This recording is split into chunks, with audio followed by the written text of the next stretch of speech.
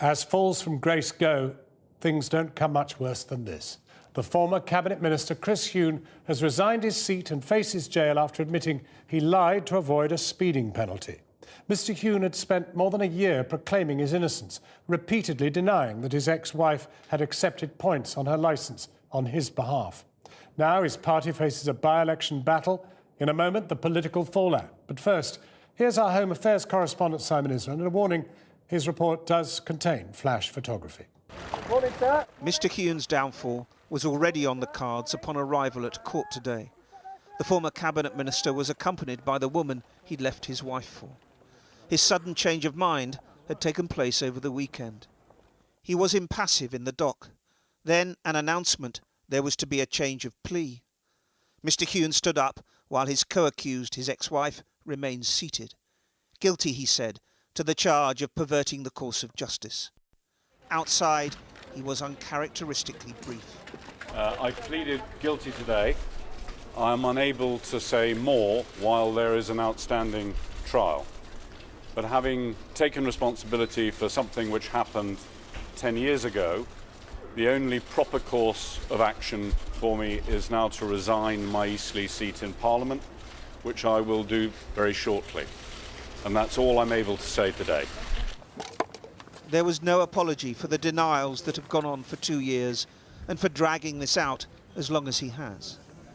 The 58-year-old politician had lived for the last 10 years with the knowledge that he had committed a crime. Yet he had argued there was no case to answer, no evidence to justify such a charge. When that failed, he pleaded not guilty. That was a week ago, and a week is a long time in politics. The seeds of his denouement were sown back in March 2003 on the M11 from Stansted Airport to London. Huhne, as an MEP, was a frequent flyer, so a regular motorway commuter with a free airport parking bay. One March night, the speed camera snapped the car. The prosecution's case was that it was implausible for anyone else to have been the driver, that the MP had a propensity to drive too fast, and that he was on 9 points, just 3 away from an automatic ban. And then there were the angry texts from his teenage son, Peter. We all know that you were driving, and you put pressure on Mum. Accept it or face the consequences. You've told me that was the case, or will this be another lie?